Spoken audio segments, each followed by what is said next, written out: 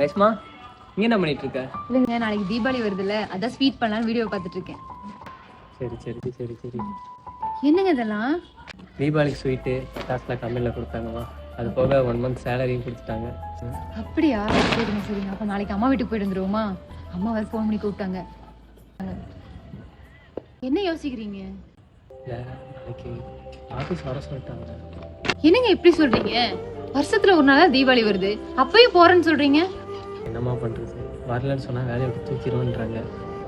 குடும்ப சூழ்நிலைக்காக எல்லாம் அனுசரித்து போயிட்டு வர வேண்டியதாக இருக்குமா? கீழே வைக்கிறேன்.